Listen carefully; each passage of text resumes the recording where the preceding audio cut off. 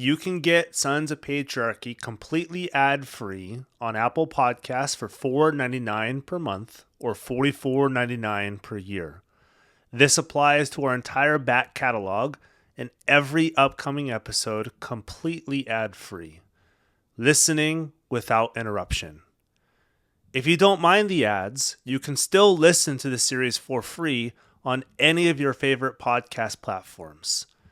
This revenue helps support Outreach Idaho and helps pay the bills of the series. Now, on to the episode. Quick announcement before we start this episode. We've launched our website and initial line of merch. Go to sonsofpatriarchy.com and pick up a t-shirt, a sticker, or a crew neck fleece, or all three. And wait till you see our design. We went bold. A link to the website is in our show notes, or simply type sonsofpatriarchy.com into your search bar. Now, on with today's conversation. All right, welcome to Sons of Patriarchy Season 2, episode whatever it is in Season 2. We're like halfway-ish into Season 2. This is a little less structured than Season 1 is, just because Season 2 is more to where do we go from Season 1. Season 1 is all about abuse in the church, more particularly with the CRAC and Doug Wilson, with a little bit of OPC, PCA, other denominations thrown in there too, who've been either intentionally or unintentionally kind of part of this movement as well, whether they know it or not. And it's all about how do we get here? What is patriarchy? The history of patriarchy, Christian nationalism. Where does Christian nationalism come from? A lot of the history behind this. A lot of scholars and academics in Season 1 and Season 2 is a little bit more practitioner. So counselors and therapists and reporters and stuff who are saying, now that we know what we're dealing with, how do we deal with this? So we have a conversation with two people from a podcast that I've been told over and over and over and over and over that I have to have them on. And so eventually we figured this out, which is funny. Actually, yesterday, we're recording this on Friday. It was actually yesterday that we figured this out.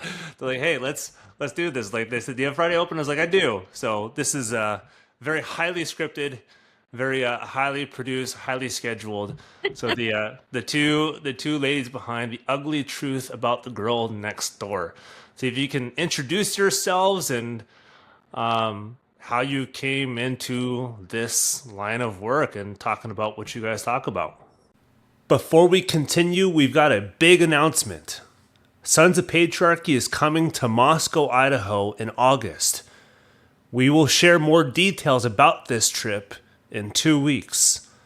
In the meantime, make sure everyone knows we're coming. We'll see you soon, live. So I'm Kait Gannon. I am one of the co-hosts of the podcast, The Ugly Truth About the Girl Next Door. I'm also a survivor of family-controlled sex trafficking and organized abuse. And I am Laurie Krull. I'm a clinical social worker, also co-founder of Mezzo Allies, which is the nonprofit Kait and I founded. Yeah. Which we'll talk more about. And also we do the podcast together. Yeah. So we stumbled into being podcasters. We aren't real podcast. Like we are, but we aren't. Neither am I. You're in good company. Yeah, we definitely did not like set out on a journey to be like, you know what would be fun as a podcast. It really was an act of desperation. So let me go back, I guess. My experience, my story is that I was trafficked by my family, my father being my primary trafficker. But my father, my grandparents, my uncles, all involved in this organized network of offenders. My earliest memories of abuse started around the age of 4. And at the age of 7, my father's legitimate business started to go under. And there was a conversation that my parents had with me where they said, this is your problem to solve. The business is going under, is having financial problems. And if you don't do these things, you know, we will be homeless, you will be homeless, you will lose everything. And that's really when the commercial aspect of the abuse started. And when I say commercial aspect, I mean that My father was literally selling me to men in our community, in my church, people that he was business associates with, to have time to sexually abuse me and to take photos and videos of the abuse. Um, this carried all the way through my life. So also let me back up and say that I this was all happening in white middle class suburbia, right? Yep. This was not the inner city of anywhere. This was not like from the outside, my family looked really normal. My dad was a business owner. My mother was a preschool teacher, like really happy, shiny people from the outside, super involved in our community, in our church. My dad was a deacon, a trustee. They climbed the, kind of the ladder, the hierarchy of a couple different churches a few different times. So from the outside, we looked normal, right? But behind closed doors, these horrendous things were happening, and they were receiving money to have these things happen to me. So this abuse carried all the way through my childhood into my adulthood. One of the most pivotal moments for me was when I was 12. I was attending a Christian school in our local region, and I disclosed to a teacher that my father was sexually abusing me, right? I was 12, so I didn't have all the words to say, I'm being trafficked, right? No kid is coming into school and saying, I think I'm being trafficked. But I said to my teacher the most key element of my experience, which was my father is sexually abusing me at home. And this teacher spent months talking to me about this. She didn't call CPS, she didn't call law enforcement, she didn't do anything. She allowed me to come to her office and to just talk to her about the abuse, and talk to me about, sort of praying our way through it and just being sort of I guess a listening ear. It all came to a head. I went to a Christian snow camp for school. If anybody's familiar, snow camp sucks. uh, sorry, it's like sledding and shit, and you're like 12, and you're like, I don't want to do this. But I went, and before every time I left the house, there was opportunity for really significant abuse experiences that would cement in my very being that we don't talk about this, right? We don't let it show. We don't talk about it. And so before going to snow camp, of course, there was that really intense abuse experience. And so arriving there, I was already physically injured. I was badly injured from this abuse, and really unable to participate in some of the ridiculous activities. And a mother who was chaperoning the trip noticed and asked, hey, are you okay? And I collapsed and said, no, I'm not okay. My father is sexually abusing me at home, and this happened right before. And so, we finished out snow camp. Nothing major happened after that disclosure. I went back to school on Monday morning, and the mother who I disclosed to at snow camp had come back to the school and back to the teacher I had been disclosing to for months, and handed it back to them. And the school, instead of calling CPS or calling the authorities, called my parents. So, I'm sitting in this corridor of the school, and I get called to the principal's office, and in the front door walk my parents. And now I'm being asked as a 12-year-old to sit across the conference room table from the people that have been trafficking and abusing me for 12 years of my life, and confront them, right? Confront your offender, confront this, right? But I'm 12. So of course I couldn't. And so I recanted. I said, it wasn't my father, it was my uncle, which was also true, right? We know that when kids recant, usually it's not because it didn't happen. It's because it's a different piece, right? Or there's threatening, or there's fear. We understand this. Do we though? I think a lot of people don't understand that. We Oh, hope that people will yeah, not hear that. I agree with Laurie there. I yeah, think we should. I think there are a subset of people who this has happened to, or who are aware of this, that do know this. But people who are looking outside is like, well, she recanted, yeah. and so obviously it didn't happen. Why are you trying to press her even more? Like she said they're free to go. Right. Right. No, that's really true. Yeah, I guess people don't know that. But go ahead. Especially, I'll say again, not I get hit on for being too general, but I will preface this by saying, generally in the church, if somebody says, yeah, they didn't do it, I'm sorry, like I had a dream and that's not actually true, then the church is like, great, let's move on with this. We don't have to worry about this anymore. It's not going to hurt our community.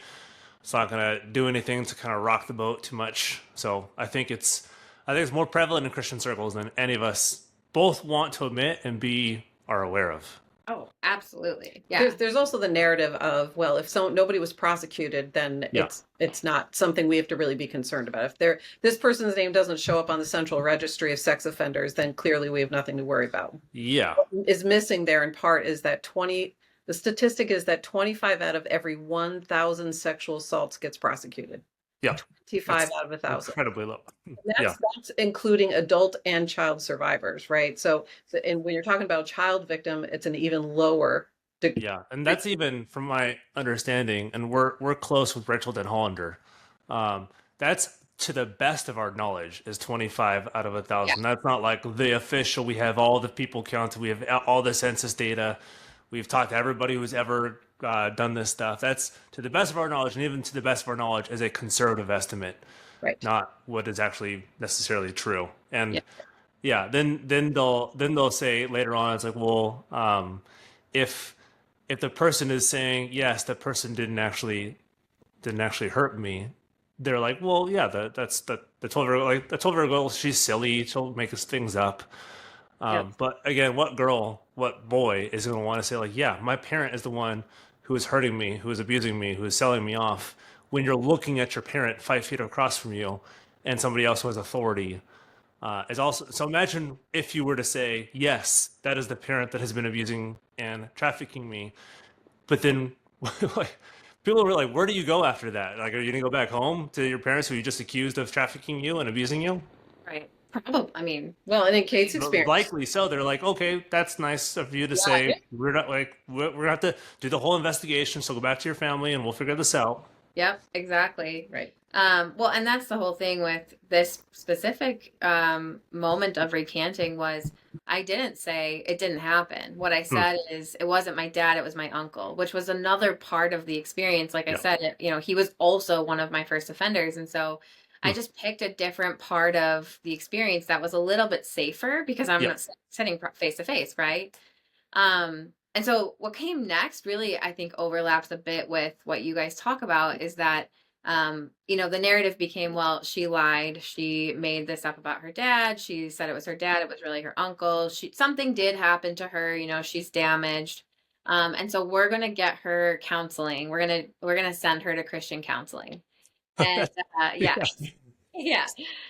Sorry for laughing. I'm not laughing because it's funny. I'm laughing because we laugh about it too. Yeah. We just got off an episode where we talked about Christian and biblical counseling. So it's just very fresh in my mind. Yeah. Right. It is ridiculous. It's worthy. No, it was absolutely ridiculous. So, the people that had been accused of these things in one conversation, it all goes away and it's okay, we'll handle it. We'll get her biblical counseling. And so we live in the Western New York region, if you're familiar at all, and kind of on the border of Canada.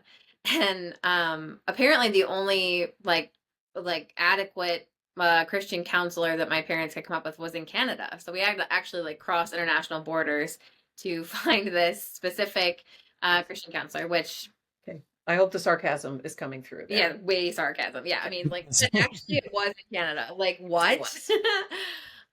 That seems like maybe potentially intentional.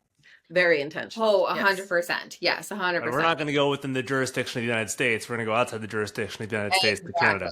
Exactly. So yeah, this person was, I believe, I was 12, but looking back through all the old things now as an adult, I believe was an ACBC counselor, which I know you guys just did an episode on. Mm-hmm. I was referred there by someone within my family who is also an offender, who is also very high up in the ACBC Christian counseling world. And so it was just like this whole setup, right? It was just a setup to continue to quell the story and continue to silence.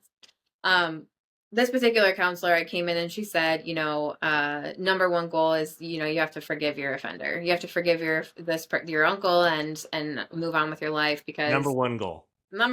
Yeah, that's it. Just forgive and forget, walk away. Right. And layered into all of that was so many different abuse experiences, again, to really seal that silence, because that's the goal, right? Silence is always the goal.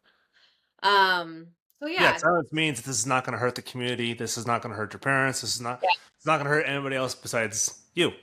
Yep, absolutely. Yep, absolutely. The child and every other victim and potential victim that that offender may Yeah. have. Yep. Yeah, So- yeah, I should say, yeah, it hurts the offended, not the offender. Right. Yes. Yep. So yeah, after that, obviously abuse and trafficking continued. It probably amped up more just in that I was getting older, I was getting bigger, I could withstand more.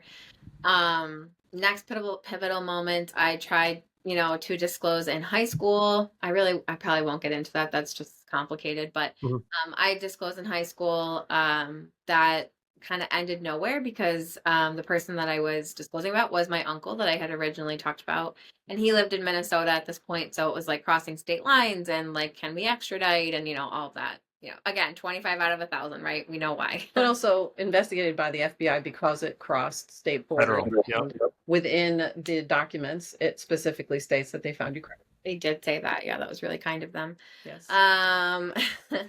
But yeah, so then the next thing that happened is my parents were like, okay, she keeps disclosing and telling people about this, even though we're like programming in silence and secrecy and all the things. And so we had to get her out of Western New York. And so they sent me to Liberty University, which I hope you're familiar with. They're Very. Yep. Yeah. I went to Biola University, and we looked at Liberty as like, those people are conservative. nuts. Yeah, that's a really nice word for it.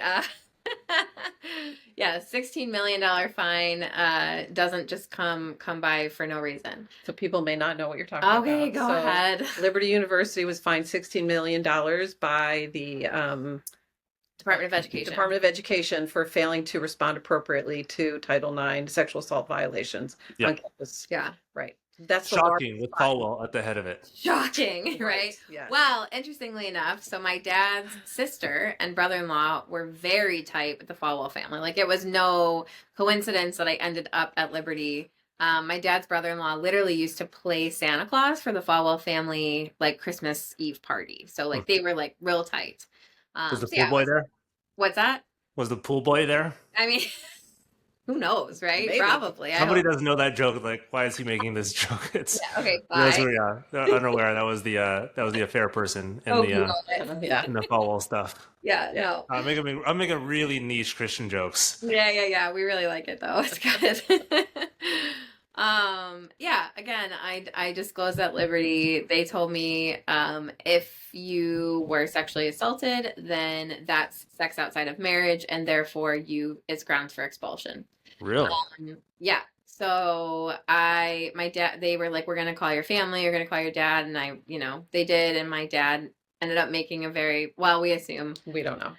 All of a sudden it went away. It went away. Yeah. It was like, you're going to be expelled. And then it was like, just kidding. You're not going to be expelled, but do better. So, yeah. So sexual assault fell under extramarital Yes. sex. Yes. Yeah. So, yeah. And that was grounds. So you were originally expelled. I just want to like lay that very clear. Yeah. You were originally expelled for being sexually assaulted, raped, whatever it may have been.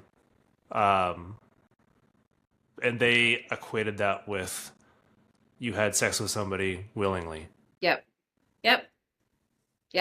Yeah. Not like, let alone to say like, why is extramarital sex grounds for expulsion? Right. in the Yeah. first place? Not even, getting into that. Yes. Yeah. No. So yeah, that's, I didn't end up getting expelled because my dad somehow fixed that. Right. Again, my family was very entwined with the Falwell family. So there's that. But getting to the podcast, I kind of describe my experience as this bright world, dark world situation where I was living my regular life, regular in quotes, in this bright world where everything that was bad that was happening to me was sort of behind this wall in my brain. I was trying really hard not to acknowledge it. And I had actually made this really distinct split of, I can exist out here in the bright world while all these bad things are still happening. Yeah. Can I comment on that? Yeah. I think it's important for everybody to recognize that that's what happens when we don't give victims an option, right? When the victim tries to tell and is met with disbelief and disdain and more terror, and then they try to tell again, and then they try to tell again, there is no choice but for them to psychically split. There is no option but dissociation, because this bright world, dark world split is survival. I tried to tell, I tried to get help, it didn't work. I guess I just have to figure out how to keep going. And then people wonder the Church 2 thing, like, where did Church 2 come from? It's like, well, it's 30 years of repression. Yeah, exactly. And then everybody, like, there's one brick that fell, and people were like, I guess I can finally tell my story now. Yeah. Right. Well, Exactly. and the whole thing with the church too is that it's that whole concept of put it away, keep it silent, right? Yeah. Like forgiveness is the ultimate goal. That also creates that fracture. Like you're a better Christian, you're a better believer in God if you can do better and be better and worship better, right? And so Yeah. that it makes that split so significant because there's no space for messiness or for, you know, anything outside of what is clear and shiny Yeah. and bright and all the things. And Even so, what you said, and like, Lord, I want to pin this too. Forgiveness, and this is, I hate the Christians say forgiveness is the ultimate goal. Not doing it is, first of all, the ultimate goal. Like not doing stupid things with other people is the ultimate goal. Forgiveness is you've already done a stupid thing. And so forgiveness comes after, supposedly. But yeah, it's like, how about not do it and then right. and then go from there. Right. Yeah. Right. Yeah. Well, and it's like nothing is worse than another thing. That whole narrative too, right? Where it's like, well, take the whatever out of your eye, whatever that bullshit is, Yep. right? So it's Take like, the speck out of your eye before you take the log, or no, take the log out of your eye before you take the speck out of somebody else's. yeah, and so it's like no thing is worse than another. So forgiveness is the ultimate goal because it doesn't matter what you did. Forgiveness is always an option. Right. So if I'm being unforgiving, then I'm just as bad as the person who sexually abused me. Right. Which That's is sort of the wild. Right. It's wild. Ridiculous. Completely But ridiculous. that is the church world. Yes. But yeah, so the podcast was born out of desperation because as this continued to follow me into adulthood, I got married in my bright world. I was like, okay, well, I tried to tell so many times it didn't work, splitting off. Now I'm living in the bright world. While these things were still happening, I got married. I had 2 boys, 11 months apart, 10 out of 10, do not recommend. They're amazing, but yeah. One's about to become a teenager on Monday. Oh my God, how am I old enough to have a teenager? I'm not ready for this. But then yeah, in 2016, my daughter was born, and all of that split, that whole wall that was keeping the dark world over there, just kind of crumbled. And I looked at my newborn daughter and was like, how am I going to keep her safe if I can't even keep myself safe? And so, thus began the journey to finding Laurie as my therapist, and then us trying to find help and, banging our head against the wall with so many of these churches that were really ground zero, which we can talk about, but ultimately landing in a space that was, okay, well, should the worst case scenario happen and these threats come to fruition, at least if we do a podcast, I will have said my experience. I will have told my truth, the truth, and put it out into the stratosphere for whoever, right? And we had no idea. Like, we are not podcasters as we started with. And if you listen to our early episodes, you can tell that, right? We were Yeah. If you listen to my Kurt episodes, you can tell that too. We feel that. Yes. Yeah, we feel that. We feel that. Yeah. Yeah, but it was the fallout with churches too. So let me just say, like, the final straw for us before starting the podcast was that we had gone directly to the person who was the head of the counseling ministry at the largest mega church in our area, where Kate's brother was also on staff, where I was in a volunteer role that was pretty specific. We were kind of known people in that environment. But my mother was also my mother, who was definitely complicit, drove me to places where abuse happened. Now, years later, was doing lay biblical counseling at this church for victims of sexual abuse, which makes all kinds of good sense. Yeah, biblical counseling is bad. Lay biblical counseling is Even worse. Yeah.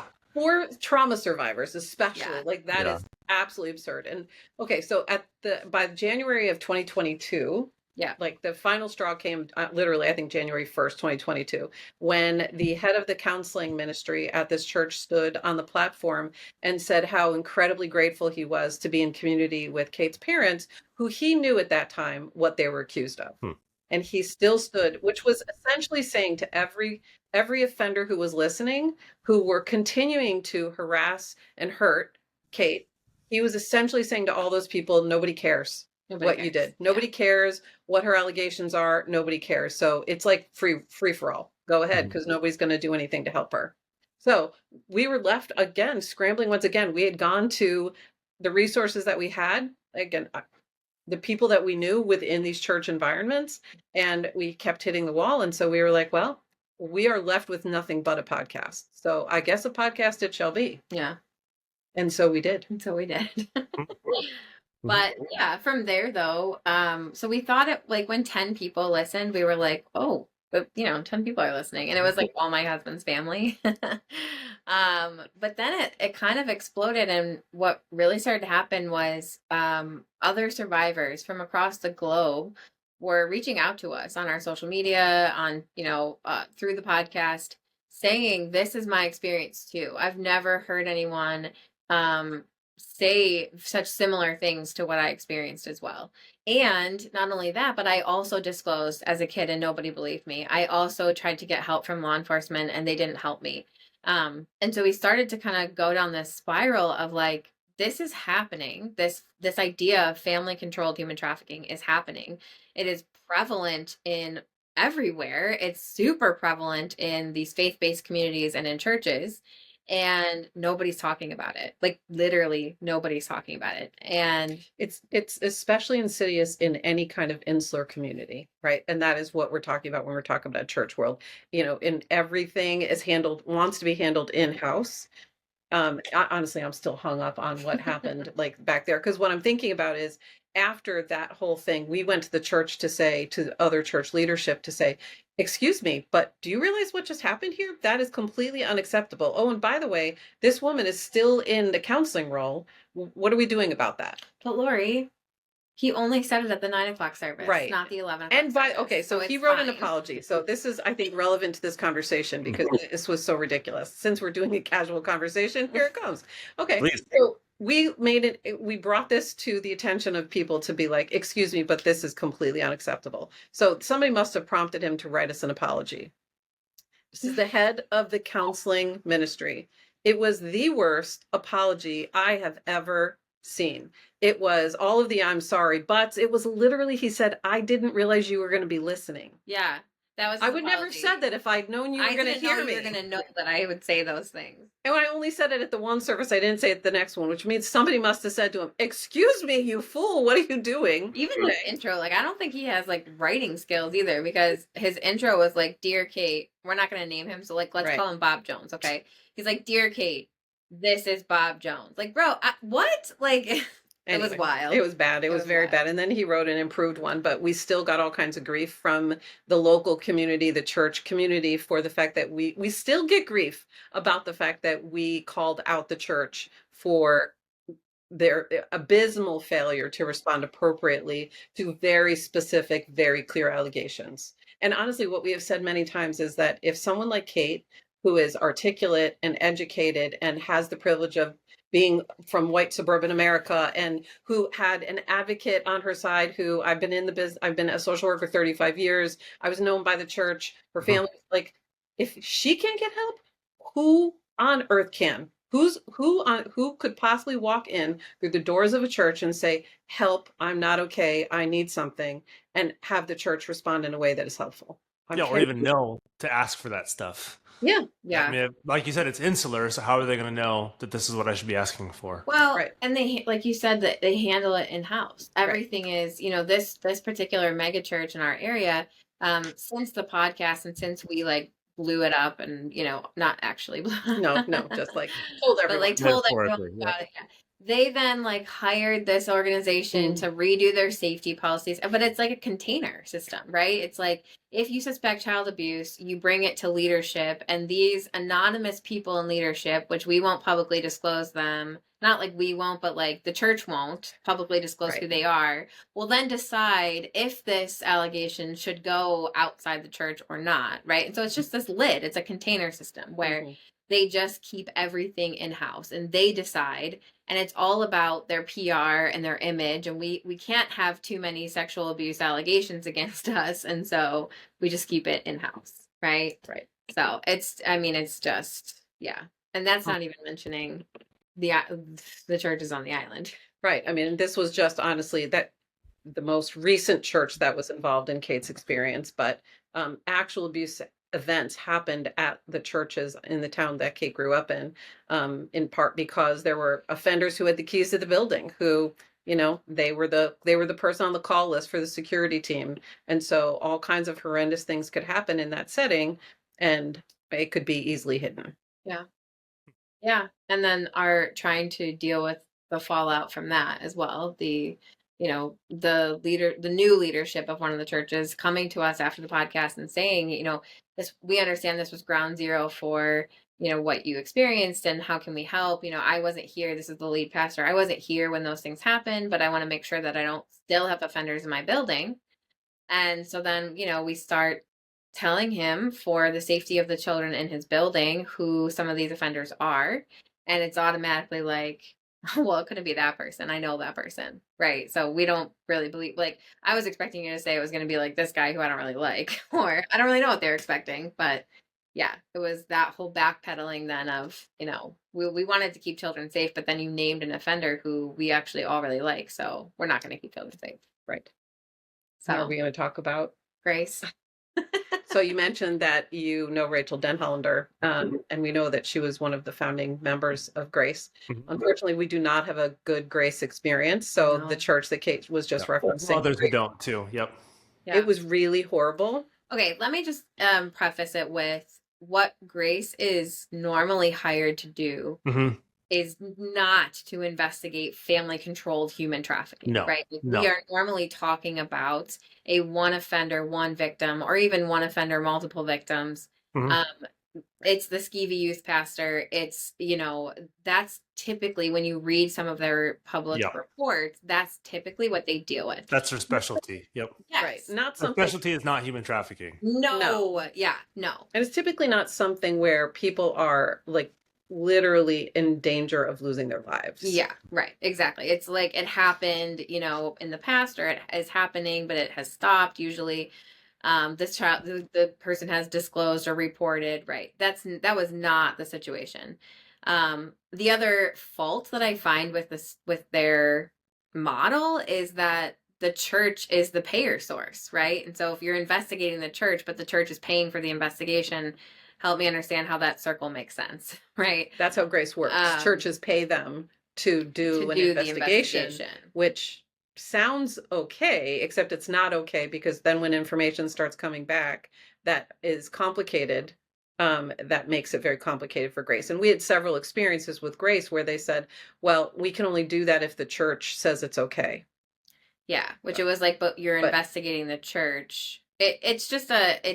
Again, my experience was not something that they were prepared. They should have never taken the job. Which we tried to tell them, frankly. Before they even signed a contract, we tried to say, are you really sure that you are prepared to take this on? And they said, yes, yes, yes, yes, yes. And then they proceeded to make things so much worse instead of better. Yeah. Which we begged them over and over. Even no matter how this goes, please just don't leave us in a worse spot than you're finding us, which is exactly what happened.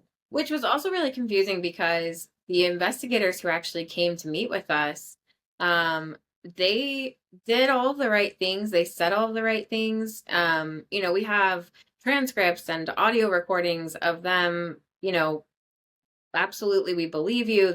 We can see how this happened. There's so much evidence, all the things. And at the end of the day, though, it was, information getting back to the church that should have been kept confidential. It was just, it really was, they were not prepared for the enormity of what was being handed to them. And so that made it very, very messy and muddy. And, ultimately at the end of the day, I pulled out. I said, I'm done. I'm not doing this anymore. You can continue your investigation without me. I'm not, interested in continuing to work with you. I mean, ultimately what has happened is that church has continued to spread a narrative of us being manipulative and not telling the truth and undermining a sexual assault survivor. Yeah. and after saying, gee, how can we help? Yeah. So it talk about a betrayal of trust. The church came to us saying, we want to do the right thing and make sure that the children in our building are safe. We're like, we're all about that. So yes, like, well, let's figure out how we can help make that happen. And then at the end of the whole journey, they end up spreading a narrative that this is like, that's not true. There's a whole Facebook page dedicated to it, actually. Yeah. So, Right. yeah. So again, that reality of, unfortunately, those narratives of it couldn't be someone that I know, right? And what we understand is that, Well, and it couldn't be someone in the church, right? Yeah, Right. it couldn't be an elder because he's educated, he's a Christian, he was chosen to be an elder because of his character. It can't be the ones that we least expect because we least expect them. Yeah, right. And so that was the whole of it was, well, it can't be these people, right? This is the youth sports guy. This is the elder. This is the... They're doctrinally solid. How could they possibly do anything like this stuff? Exactly. They believe all the right things. And so people with that last name could never be responsible for these terrible things. Even though there's all of this stuff, all of this evidence, all of this, peripheral details stacked against it and pointing to this is the truth, but it could never be that person. They're a church member. They've been a member here forever. So, they're one of the founding families of this church. So I think it is very difficult for people to consider the fact that a church is a great place for a pedophile to hide. Yep. What I say all the time is, where else do we leave our very tiny children alone with people we barely know? Yep. Who sending your kids to a church nursery? You don't know those people. Where else would you do that? Right. You're counting on, you're trusting the fact that the church has done its due diligence to make sure that those spaces are safe. Yeah. Nobody would ever do that anywhere else. No. Right. When else would you send your tween or your teen off for a weekend of snow camp? Right. To the responsibility of relative strangers. Yeah, there's an informality in churches, and then also just not both good boys club, but also you're a Christian, I'm a Christian, therefore we believe that there's a baseline supposed respect and understanding that our beliefs align. Therefore, you can be around children, you can do this, you can do that. Even if you have a background like, oh, you're a Christian, I forgive you. This is kind of in the back, and the Lord can make your heart new. Yeah. Which I'm not necessarily saying that can't be true, but that's to use that excuse. Yeah. Okay. So you brought up something that I was thinking about before. So that the school that Kate talked about, where she made her initial middle school disclosure, where they handled it so horrendously. We would all like to think, okay, well, they did it really wrong back then. So I'm sure they have figured it out by now. Well, I'm sorry to say that about 2 years ago, we got a report that there was someone who was volunteering. He was, I think, coaching. He was coaching girls volleyball and doing Bible studies, who had a conviction for soliciting sex from a minor from like a decade or two ago. Okay, but their argument was it was a police sting, so no minor was actually harmed during the process. And it was he just wanted to. He didn't actually do it. Right. He like it was a police officer on the other end. Oh, that's good. He didn't actually have sex with an underage child, so we're fine with him. But even he wanted to have sex with an underage child, but he didn't have the chance to. Therefore, he can still be a volleyball coach. Right, exactly. And it was decades ago, so clearly it doesn't matter anymore because he probably got over it. Literally, their response when we pointed it out to the school, they were like, "Well, he's been forgiven," and so. Yeah, and please don't ruin his reputation now. Please don't do that. For a mistake in his youth is what they said to us. So we would like to believe that churches and faith-based organizations are doing it better. I honestly, Kate and I joke all the time, like, I'm a pretty optimistic person. I've been a social worker for 35 years working with pretty serious trauma. How I'm an optimistic person, I'm not really sure, but I am. So I am still blown away because I want to believe that these organizations, that churches are learning. I don't think they are. And if they are, it is way too slowly. Yeah. Mm-hmm. Yeah. Yeah. Yeah, that's I'm just curious for both of you, like you talked about growing up in the church. Is this like non-denominational church? Is this like a specific tradition? Is this like a specific stream? Or it's just like, hey, we're kind of like white evangelicals as everybody else was? No, no particular doctrinal subset different than them. So like what was the stream that you come from? Yeah, so my parents grew up in a very high control Presbyterian church. Okay. That's where the ACBC The counseling, all of that. PCA or the OPC? Which one? Oh, I don't know. I don't know. I don't. I'm Yes, gonna guess OPC. I'm just gonna. You may not know which really one it is. high I'm gonna control. guess. Like women can't wear pants on Okay. Sundays, like that whole It thing. could be. It could be either one, but OPC and PC are the conservative Presbyterian denominations, Okay, got so it. it could be one of those two. Got it. And then that church actually split because the senior pastor well, technically, like publicly had an affair with the church secretary, but really I think he assaulted the church secretary and it was kind of swept under the rug. Hmm. Shocker, I know. So then my family ended up going to a Baptist church. This was like the ground zero really for a lot of my childhood. And then The mega church is a non-denom. yeah, it's like white evangelical, Yeah. like suburban Yeah. people. Right. Not diverse. Mhm.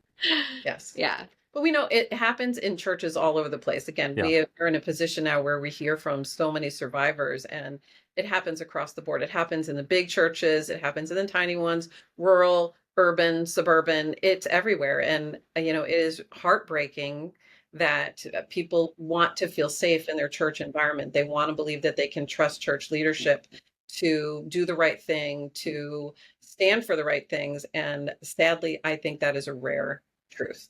Yeah. I hate that. And I think it can be true until the foundation is shook when someone is accused who is a valued person within the organization. Once you now have the risk of the bad press, we have to face our own ignorance. Honestly, I think that's part of the problem. Nobody wants to go through this life thinking I could be fooled by a sex offender. We all want to believe that I'm going to be able to spot him because he probably looks creepy, he probably acts creepy, because it's very hard to go through life thinking I don't know who among me is safe or not safe. I don't know really, are my kids safe with these people? So I'm just going to say for everyone listening, the only way to keep our kids safe from predators is to give them power and voice, because they have to be able to speak up and keep themselves safe. Unfortunately, until a kid is able to use their power and voice to be safe, you keep them close. That's the bottom line, because you cannot tell. You cannot tell. What we know is that we talked to a deception specialist, and what he told us is that most people have about a 50-50 shot at identifying someone who's lying to them. Regular people, it's about a coin toss. People who have good experience with it, like judges and law enforcement, they're like maybe 60-40. But the rest of us, you think you're going to know if somebody's lying to you. You think you've got some protocol in your mind about how to tell. 50-50, folks. So power and voice, that's how you keep your kids safe. You got to deal with the messiness when your kids use their voice in ways we don't enjoy. This is true. This is true. I told my daughter to get in the car and she's like, well, no thanks. My body, my choice. Yeah. You're like, correct, but still come in. But get in the damn car. Yeah. Good job, but not now. Yeah. So with your guys' podcast, with all of your background, Laurie, with your help and experience, and Kait with your background and experience as well, is the podcast for those who are like, I've never heard of this, but now I want to listen to it? Is it your personal story and going through that? Is it talking to others about their stories and going through that? Is it a blend of both? What's it look like for the podcast? Because you guys have I think you guys have more episodes than we do, a lot more episodes than we do. You're also a lot older. Your podcast is a lot older than ours is. Yeah. But how does that work? What does that look like? What are you guys doing in the podcast that you said that this had to exist in order to do what you guys needed to do? Yeah. So it's a mixture of both. It started very much just, going through each kind of phase as much as I could really tolerate, telling my experience. And then, as we started to sort of get feedback and hear from some of these local churches and walk out the mess of grace and all of that, we talk a lot about that on the podcast. We talk about DARVO, the whole idea of like deny, attack, reverse victim and offender. So it's a mixture. We interview other survivors. We interview some specialists and some experts, or the deception specialist actually that we talked to. There's we an interview episode. him. There's an episode about how to keep our kids safe. There's an episode, several on the brain science of trauma. There's an episode about how I know, like, what are the specifics that help you know a valid allegation? How can you tell? Yeah. So it's a smattering of all of the above. Yeah. We actually haven't recorded in a minute. Mostly because we shifted into, once we heard from other survivors that this was a very common thing, and we know statistically that around 40% of all human trafficking survivors say that their first trafficker was a family member or caregiver. So we're not talking about that in the anti-trafficking fields nearly enough, but almost half, right? That's a crazy statistic. We also know that about 67% of all child sexual abuse materials, what we commonly think of as child pornography, 67% depict children under the age of 11. If that's true, how is that possible without a parent or caregiver involvement? Or permanently neglect. Right. How is there a 4-year-old, right? How is there an 8-year-old? How is there a 10-year-old, right? That material is out there of them. But again, we aren't talking about that. We're typically talking about the 12 to 18, the teens and tweens who are getting lured into or are uploading their own images, and then they're getting exploited that way. It's a very warped perspective.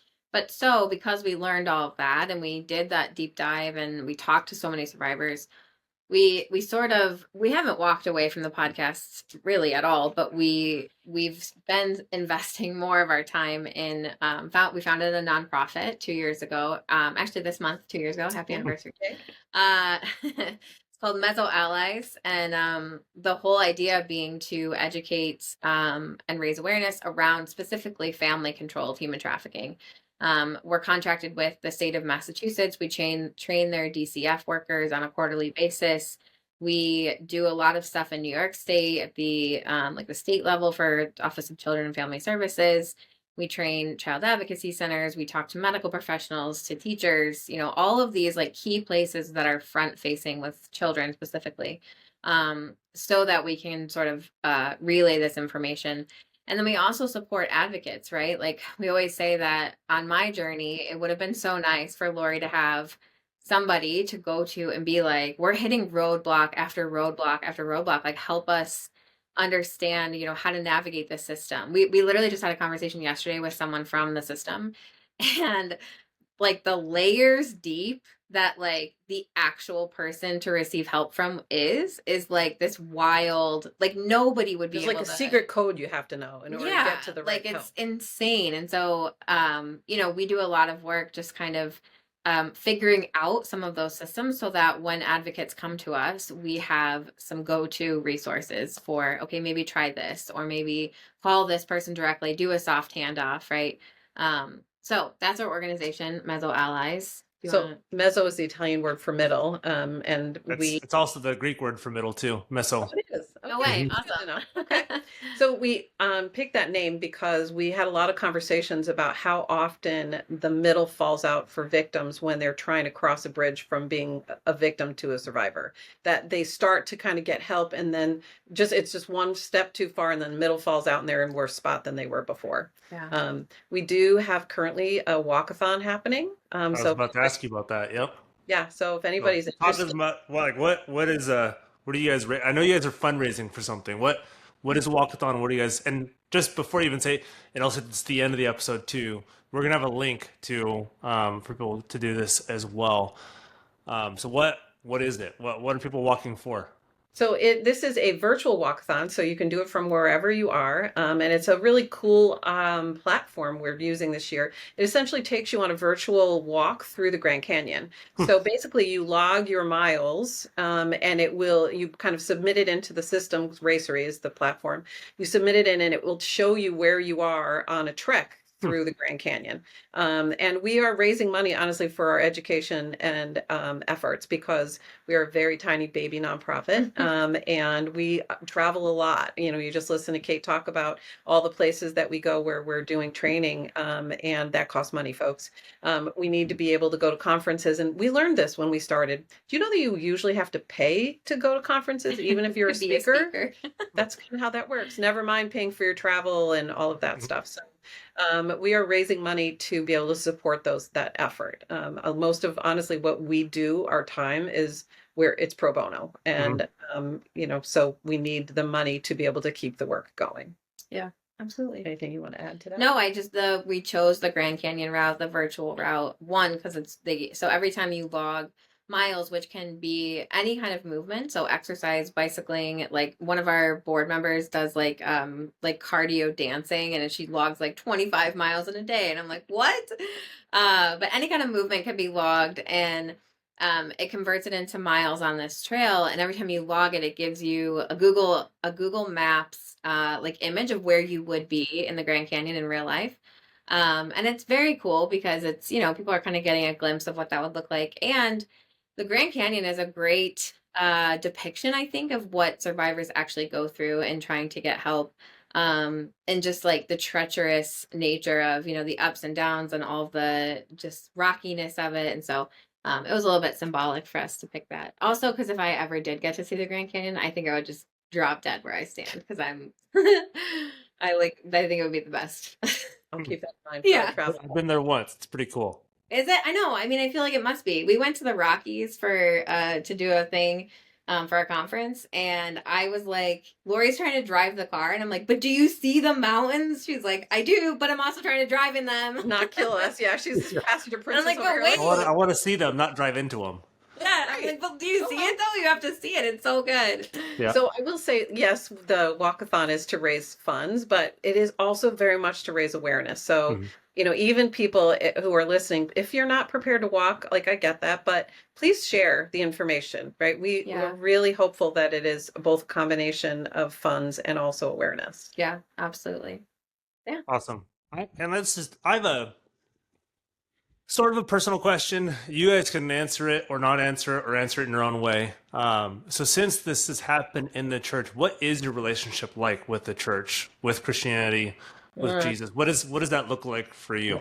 Answer that? Yeah, you go ahead. I can answer that. So I will say that things of faith were used against Kait in her abuse experience in some really heinous ways. And so that's not even a topic that we even talk about. I will say on my end, I did not grow up in the church, became a Christian in my adulthood, and my faith foundation is still solid. But honestly, I have very little tolerance for the church as, the church body.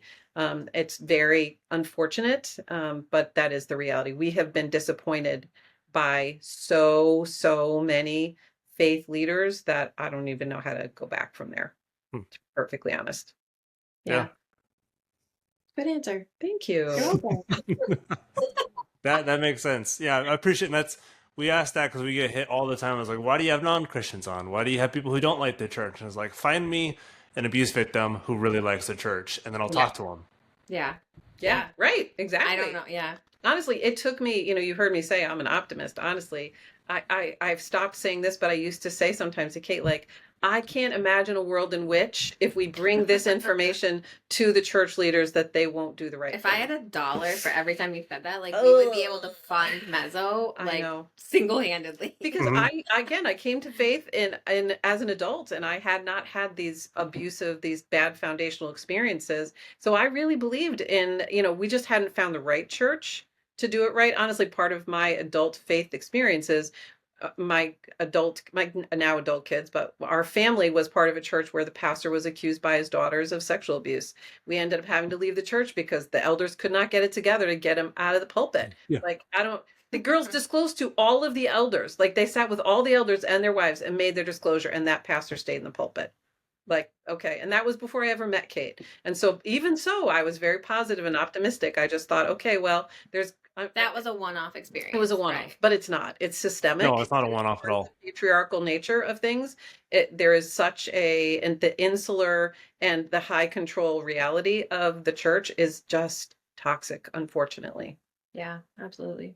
Yeah, that's very true. So as we end this, if you can talk to those listening, both those who are aware of our work or aware of your work and are like, yeah, we're going to do whatever we can. We'll do the walkathon. We're going to spread the news. We're going to spread the podcast. And this is something we get. So if you can talk to them with any parting words, and then also those two who maybe actually I want to rephrase this. If you can talk to the churches, we have a ton of churches, ministers, pastors, elders who either hate listen to us or listen to us. I don't know that like I love regular listen to hate us. Yeah. listening. We have a Yeah. lot of hate listening We have, too. we have a lot of, like we're sort of infamous in our Reformed Presbyterian kind of conservative evangelical circles because I come from within. I'm still technically within, and so I know their language. I know their speak. I know where to talk where it hurts.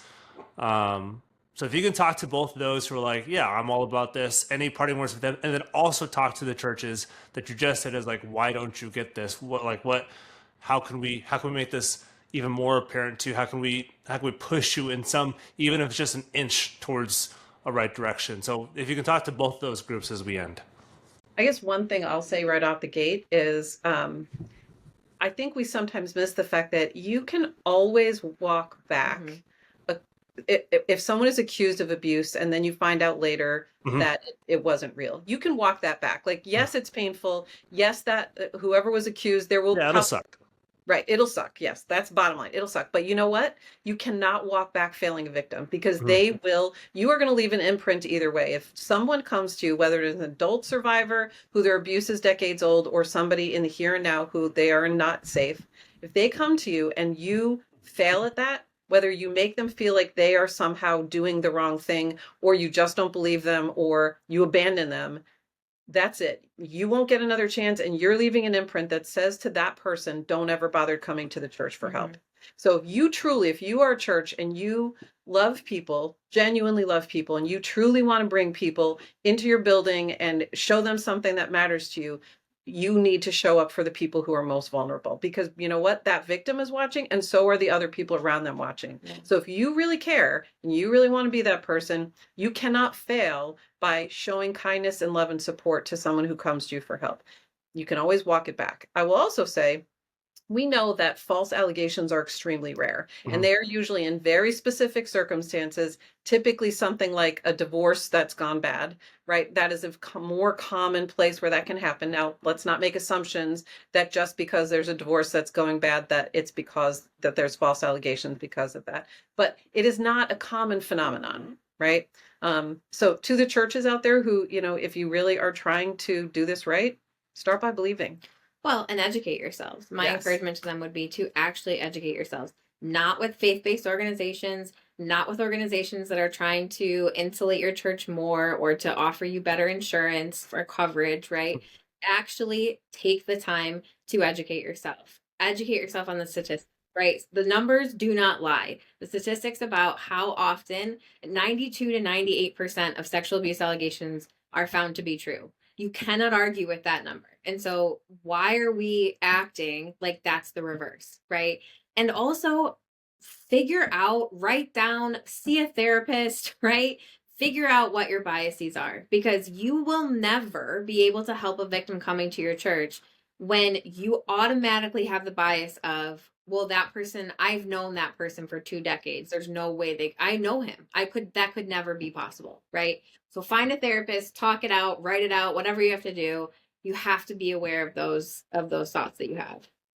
Be aware of, so I understand that when an allegation comes to leadership of a church, there's an immediate panic response, Yep. right? Because now everybody's scrambling. What are we going to do? How are we going to respond to this? Well, the antidote to that, folks, is to have protocols in place that you have pre-established that are not based on, oh, I know this person or I don't know And this then person. that you actually follow through on, not just Yes. protocol to have protocols on, but to actually follow Regardless through. of who it is. Not Yes. just to look cool to a family who's like, hey, I have a kid. What are your protocols? Like, oh, it's this, this, and this. It's have you actually maybe another?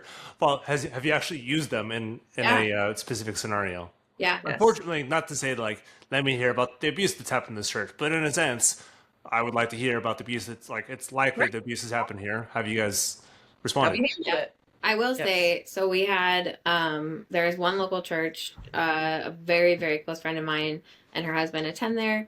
A named offender, an individual who was part of my abuse experience, showed up at their church kind of seeking out the children's area.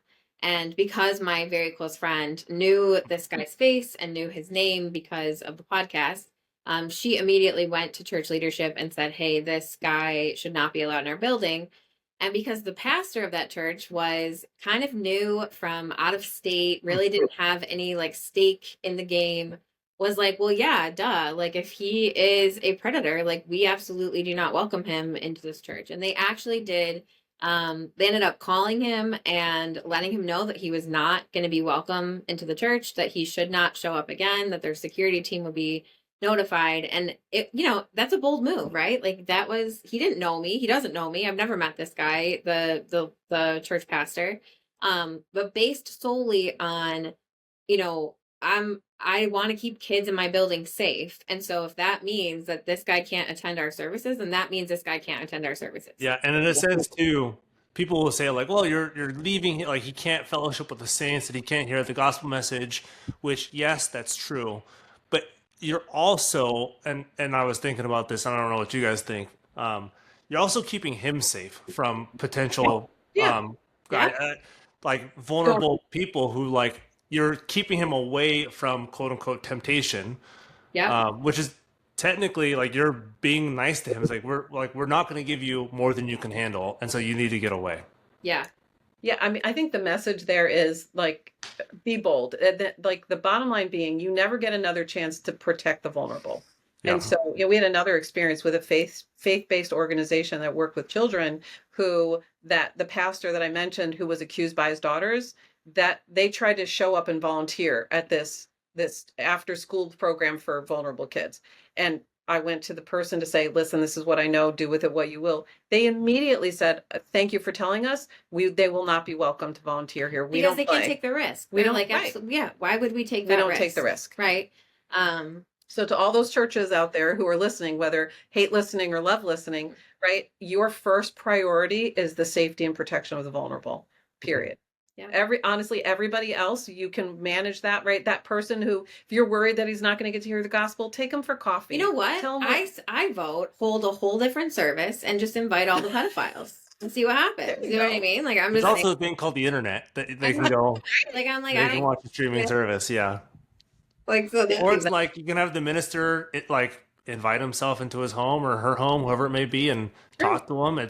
There are avenues open, but if your inclination is to keep them safe and allow them access, then what it does is doesn't allow the victims access nor safety in that building. But if it's one person versus like potentially 30, 40, 50 plus victims, it's I think the math, that I hate to be kind of crass, but like the math is pretty simple. Yes. Right. Absolutely. And we're not even talking about the optics of that for any other sexual assault survivor. We know the stat of 1 in 4 girls, 1 in 6 boys by the time they're 18 will have had a sexually inappropriate experience, right? So are they watching and seeing that your church doesn't actually care? That's talk about damaging. Yeah, I was not going to use his language, but maybe it's just only thing. It's like potential victims. It's those who are in your church. If they see your church doing it right, it gives them a lot. I mean, even if they don't know this, it's like if they're 8 or 9, they see that this has been done. This weird guy that they couldn't quite pin, but he was all of a sudden gone, and maybe they ask the church, and they maybe don't give them all the gruesome details. Like, yeah, he wasn't safe, and so we made sure that he's not here. I can imagine 8, 9-year-old is like, hey, I can.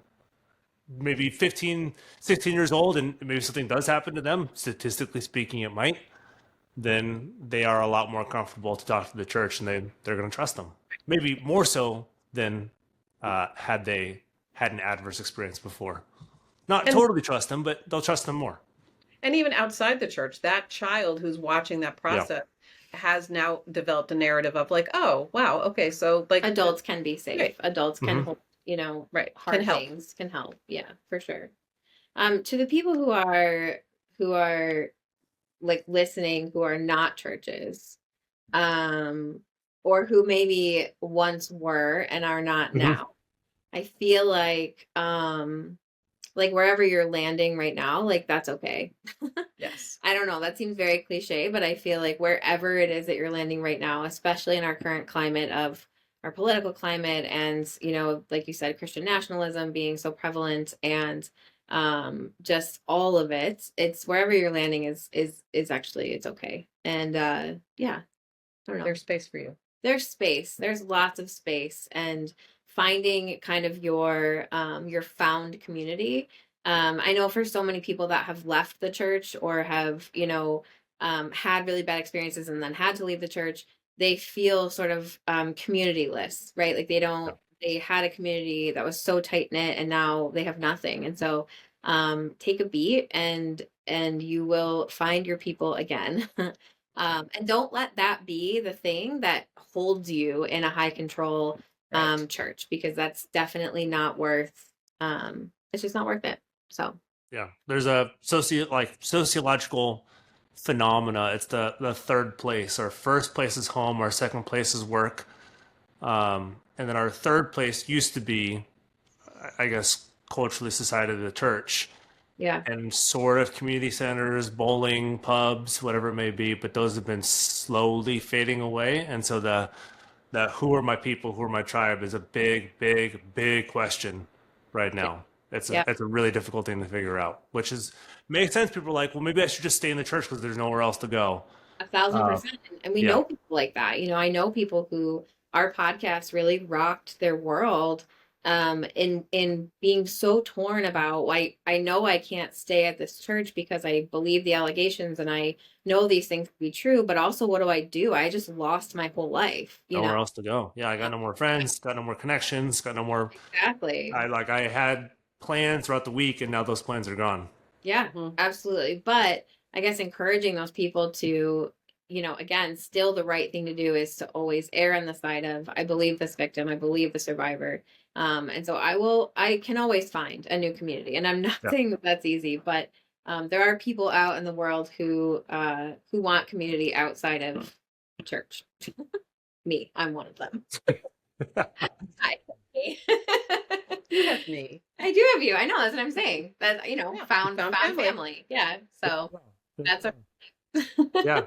Well, thank you both, Kate and Laurie, so much for what you guys do, for providing this space, and then also finding the time to come on Sense of Patriarchy to talk about some of your story too. And there are some stories in Sons of Patriarchy that do have overlap, so I think people are gonna hear some of those parallels too. But then also that it's not just at these Reformed or Presbyterian churches that this may happen. It's a lot broader because it's not in the water just in one space. It's been in the water for a long time. So thanks so much for what you do and for coming on the series. Thank you so much for having you. us.